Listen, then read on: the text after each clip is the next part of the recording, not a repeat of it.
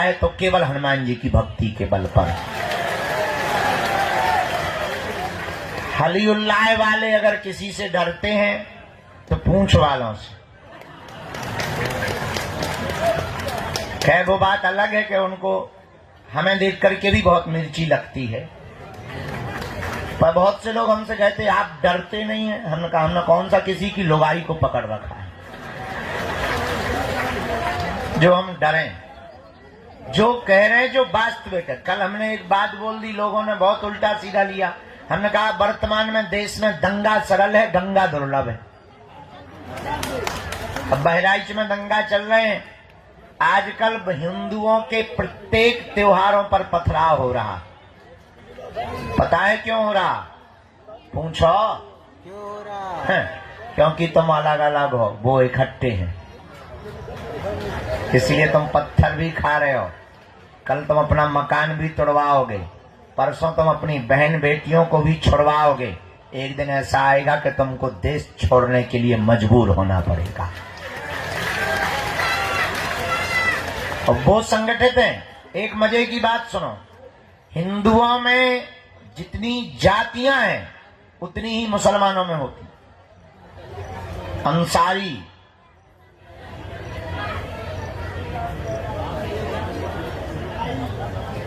नाम लेंगे बुरा लगेगा उनको, खैर डरते नहीं हैं हम। जितनी जातियां हिंदुओं में है उतनी मुसलमानों में है। पर मुसलमानों की एक खूबसूरती है, क्या? उनके धर्म की जब भी बात आती है तो वो सिर्फ मुसलमान बनते हैं। और हिंदुओं की यही दिक्कत है कि किसी की बहन बेटी को पकड़ो या किसी के साथ अत्याचार हो तो हिंदू सोचता है उसके साथ हुआ, ठाकुर के साथ, हमारे साथ नहीं हुआ है, इसलिए तुम पिट रहे हो। अब पिटने से बचना है तो हमने भारत को एक करने का जो प्रण लिया और मूल मंत्र दिया, भारत के हिंदुओं को जात पात, ऊंच नीच, छुआ छूत, भेदभाव से ऊपर उठ करके सबसे पहले हिंदू बनना पड़ेगा। तभी भारत को बचाया जा सकता है। इसलिए अगर तुम भी चाहते हो, केवल तुम तो आए स्वार्थ के चक्कर में, तुम्हारा पर्चा नहीं बनेगा, भला में पक्का भरोसा है तुम गाली देते ही जाओगे। हमें यह भी भरोसा है कि अगर एक झूठी न्यूज हमारी चल जाएगी तो तुम ही सबसे पहले कमेंट करोगे कि बाबा हमें पहले ही ऐसा लग रहा था। ये हम फुल कॉन्फिडेंस में बैठे हैं क्योंकि तुम्हें सिर्फ अपना स्वार्थ दिखता है और चमत्कार के लिए तुम्हें चादर भी चढ़ाना पड़े तो तुम अजमेर जाने से भी नहीं रुकते हो। इसीलिए तुम परसेंटेज में घट रहे हो, वो बढ़ रहे हैं। हमारी बात रुक जा ठटरी के बले, बीच में गुरुजी कर रही गड़बड़। हम इतनी गहरी बात बोल रहे देश की, होते हैं गुरुजी चिल्ला रहे। शर्म नहीं आता अपने मन से? लाली लगा के आ गई गाड़ी। हम देश को झंझट बोल रहे और तुम्हें अपनो झंझट पड़ो। धन है सुतोर मोर्ग माता।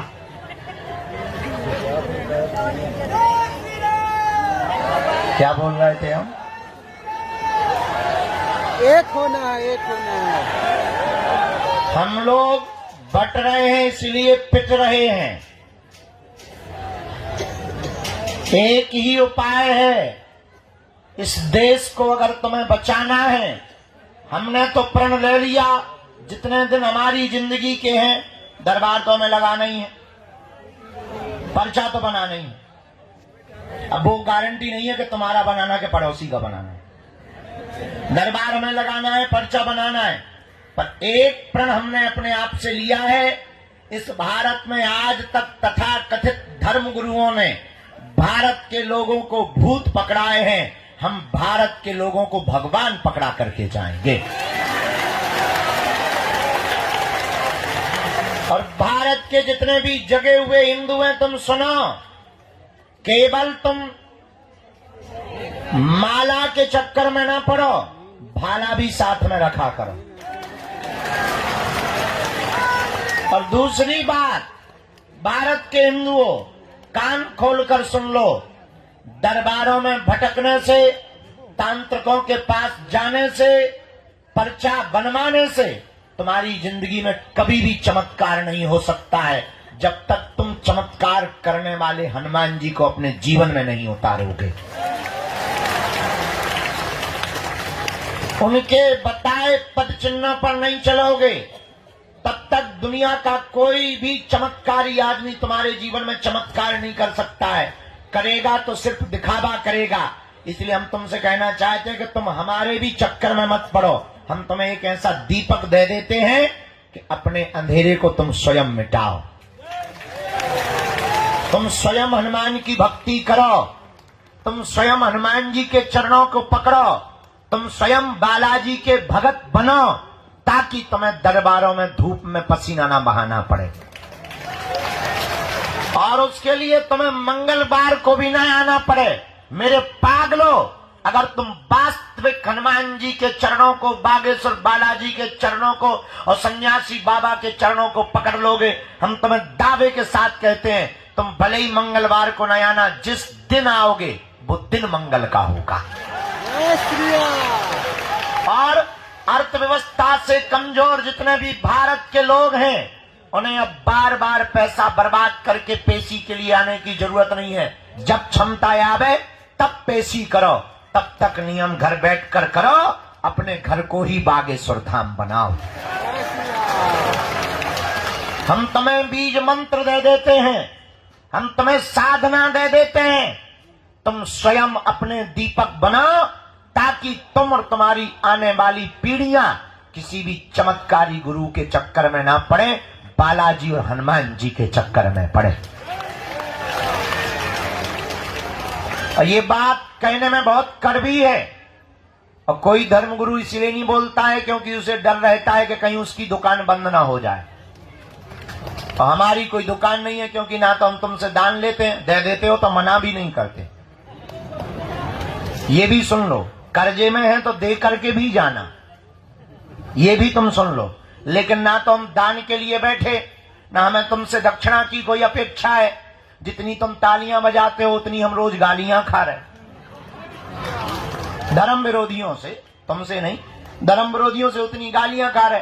तो सम्मान के भी अपने राम भूखे नहीं है, हम तो इतने के भूखे हैं कि तुम्हें दरबारों में ना भटकना पड़े, तुम्हारी आंखों में आंसू ना रहे, तुम्हारे परिवार के लोग तुम्हारा मजाक ना बनाएं, और तुम्हें जगह जगह जाना ना पड़े। हमारा यही सपना है कि भारत का हर आदमी हनुमान जी का भगत हो जाए। खैर, कहना और सुनना दोनों सरल है, चलना बड़ा कठिन है। तुम 10-15 बार आ जाओगे, हम नहीं मिलेंगे, तुम्हारा भरोसा टूट जाएगा। पर हमें हंसी इस बात पे आती है कि सबरी 10,000 सालों तक इंतजार करती रही, तुम 10 साल नहीं कर पाते। और तुमको ऐसा भगवान चाहिए कि मुंह में नारियल डालें और हाथ में फूट के निकल आए।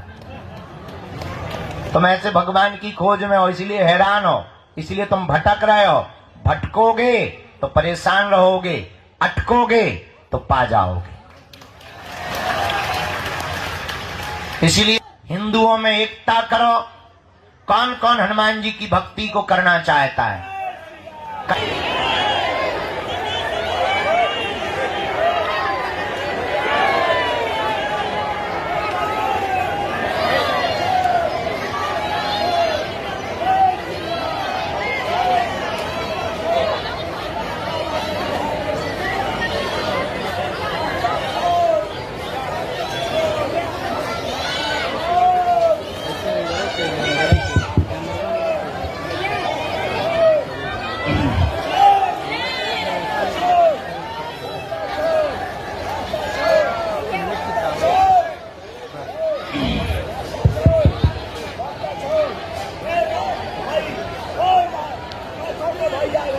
श्री राम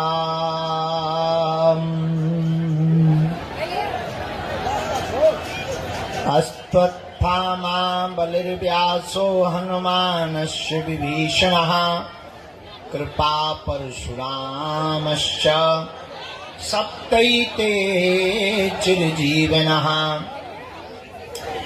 रामाय रामभद्राय रामचंद्राय वेधसे रघुनाथाय नाथाय श्री सीताया पतये नमः। श्री राम राम रघुनंदन राम राम, श्री राम राम भरताग्रज राम राम, श्री राम राम रणकर्कश राम राम, श्री राम राम शरणं भव राम राम। माता राम